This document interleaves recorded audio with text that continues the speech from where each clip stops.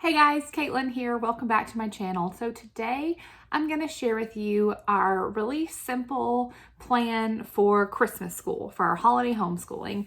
I know that at this point, we're a couple days into December. You may have already started with Christmas school and done what you're going to do for this year, but just in case you have not picked anything to do and want just a really simple, low prep, low work plan, I thought I'd share what we're doing. So I'm really excited about Christmas school. I intended to do this last year and we did not get to do it. We had COVID in the fall, which put us really far behind. I know you're not really behind when you homeschool, but behind where I wanted to be. And so I was like, well, that's fine. We'll do another week of our regular school in December, and then we'll do Christmas school. So we did that. And then on December 10th, we had this horrible set of tornadoes come through our area and just completely devastated part of our town. And so immediately our church jumped into action and we were not hit, so we were able to help people who were. And so the kids and I spent every day going to our church and volunteering there, which was wonderful. And I'm so thankful that we were able to help and that we had the flexibility of homeschooling to be able to be there during the day and help. And so, that was just kind of what happened though. And so we did not get to do the Christmas schooling that I had planned because we ended up doing just lots of community service type things. And also we were selling our house. We put our house on the market just a couple days before those tornadoes came through. And then, so early December.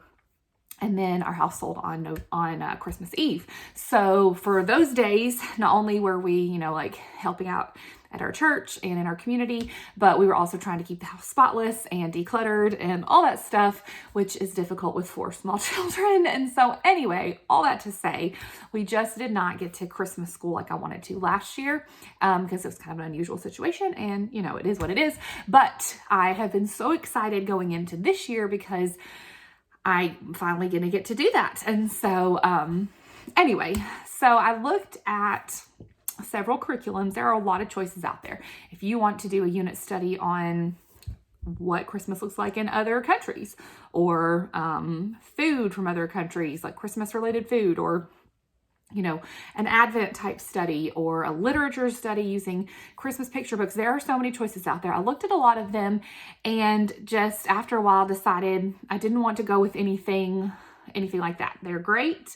I may do that in the future, but I just wanted to keep it really simple and not add anything like new that I was trying to incorporate, and just do my own thing. So I sat down and I kind of asked myself, what is my goal with this Christmas school? Is it to learn about a particular thing? Is it to, what's my goal? And the word that came into my mind was connection. My goal for Christmas school, my goal for December was just connection with my kids.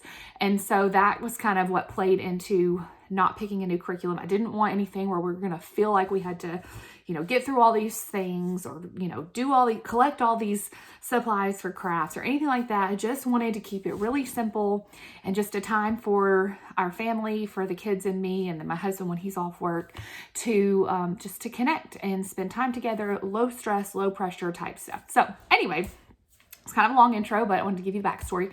So this is what I came up with. So the first thing is read-alouds. We love read-alouds in our family. I read aloud to the kids just about every day, but we don't always get to spend as much time as I would like. And so that is one of the things that we will be doing. Not necessarily Christmas themed read-alouds, just reading aloud, cozied up in front of the fire if it gets cold enough for that. Maybe some days with hot chocolate, maybe some days with popcorn, just make it fun and relaxing.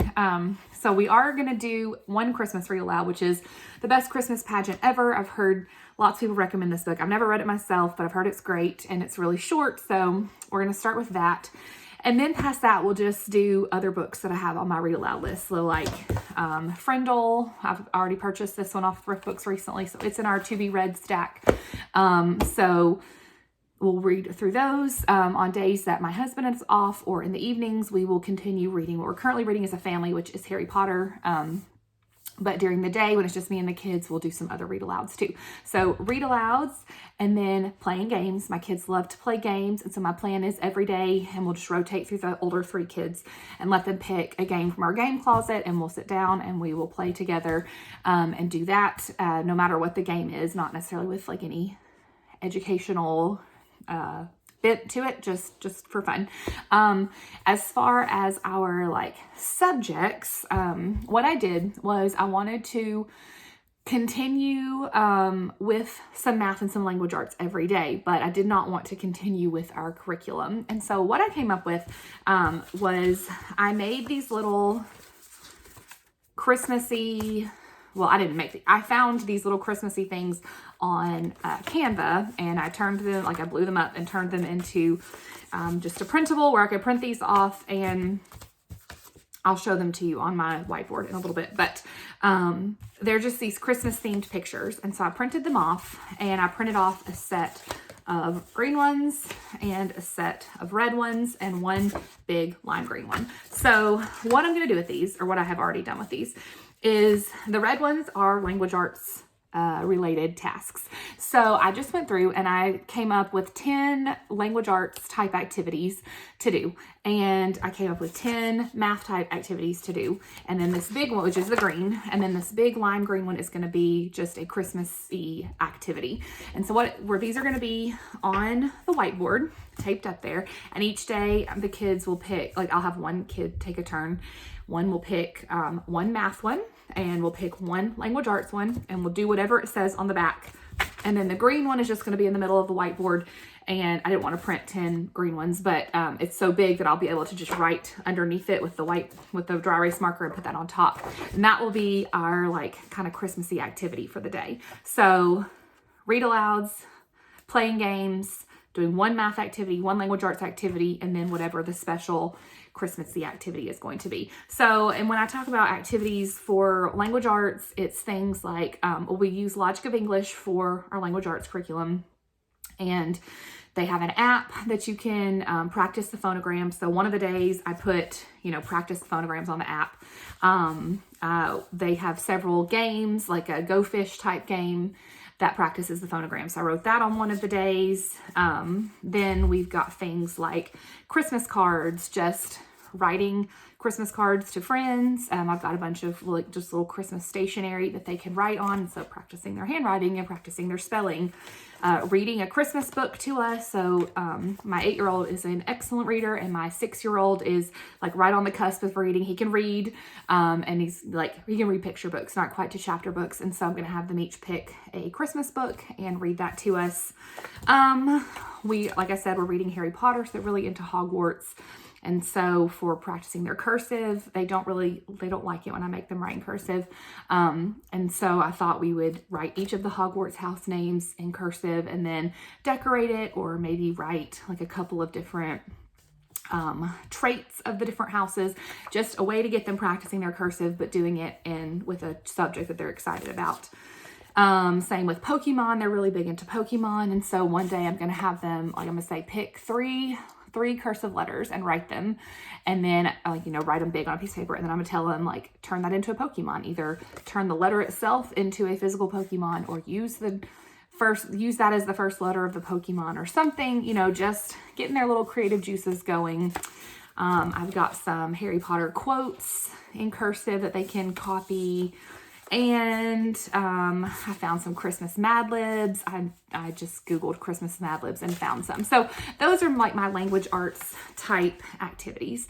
Then for math, so we use Right Start Math, which is very, very game heavy. Like there's a game almost every single day to go with the lesson. We don't always do the games. Sometimes we just get through the lesson and don't do the games for time. And so what I did was I sat down, and this part right here was really the only part that took me any prep work other than printing and cutting, that easy, simple stuff, was I sat down and went through our books and our game books and looked back at games that either we've played and we've loved, or we haven't played and I wanted us to go back and play, or I saw recommended a lot in the Logic of English Facebook group, and made a list of those, and then that's what I put on these. So there's a few that are not Logic of English, like I have Zeus on the Loose, which is like a commercial card game, and Rat-a-tat-cat, and those both have like quite a bit of math in them. But then the rest are all just math, Logic of English, Right Start math games. So for example, I have on this day addition, bingo, and what's on top. So I made sure that we have at least one game of the day that is appropriate for my 6-year-old. He's in Right Start math level B.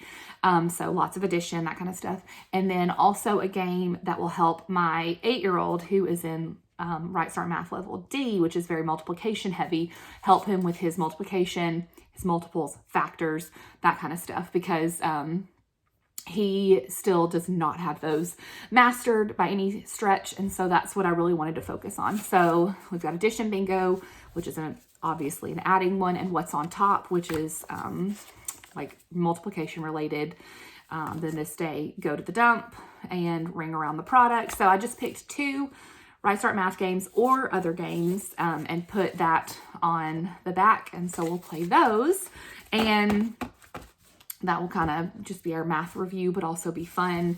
They love the games. That's very fun to them. It does not feel like having to do worksheets or learn anything new. And then finally, for our activity, I did not pre-write these because I'll have to just look at the day ahead and decide like what would work well for tomorrow. But I made a list of activities. So I've got things like kiwi crates. My kids adore their kiwi crates. I've talked about them in other videos, I think. And I've got 2 sets of them in the closet that I've kind of stashed as they've come in for us to do on a rainy day or a Christmassy day or whatever. So a couple days we will, our activity will be kiwi crates. We will bake cookies. We will probably make either like cookies or bread and take them out to members from our church who are shut-ins, or, just to appreciate them, or neighbors, that kind of stuff. So some service project type things. Some crafts, like I've seen several people making these really big snowflakes with paper bags. So we're going to try that. The kids each have this little bitty fake Christmas tree for their bedrooms. And so one day I'm going to, pull out my yarn and my craft supplies and let them make little ornaments and that kind of stuff for them. Just little things like that, like maybe do a puzzle together and listen to an audio book. Just some sort of somewhat Christmassy activity, or even not Christmassy, like the kiwi crates, which is things that they enjoy, that are fun, connection, that have some learning attached. I mean, everything, life is learning. And so I'm not feeling like they're not doing any learning. And this is just such a good time of year for all kinds of things, working in the kitchen together, going out in the community, or helping people in your church, writing the Christmas cards. I have that on the language arts. I actually think I did 2 days of that one, because I know that, that's something they can only do a couple each day just because they'll get tired out of that. But that's something I want to send cards to family and to, other people that we know and love, or even people that we don't know, but maybe are in the hospital, or, would appreciate a card for whatever reason. So anyway, that's it. Just really simple read-alouds, some very simple language arts and math activities that will help keep their brains going, but foster that connection and fun. Christmassy activities, and, more games that are outside of the math and language arts realm. So I'm really excited about it. We're starting tomorrow. I'm filming this on Sunday. We're starting on Monday, and they're excited and I'm excited. We also have things like field trips and other stuff built in, but that's kind of my plan for what we're doing at home on the days that we're home. And I hope that we have just like a fantastic time, and kids make some good memories, and we just really get to slow down and quit slamming the books and trying to, get this lesson checked off, and just make it more fun and lighthearted and stuff. So anyway, I just wanted to share that in case you perhaps have not planned any Christmas school yet and are wanting a very simple way to go about it without, getting into a whole nother curriculum or anything like that. So anyway, regardless of what you choose to do around the holidays, I hope you have a wonderful holiday season and Merry Christmas, and I'll chat with you guys later. Bye.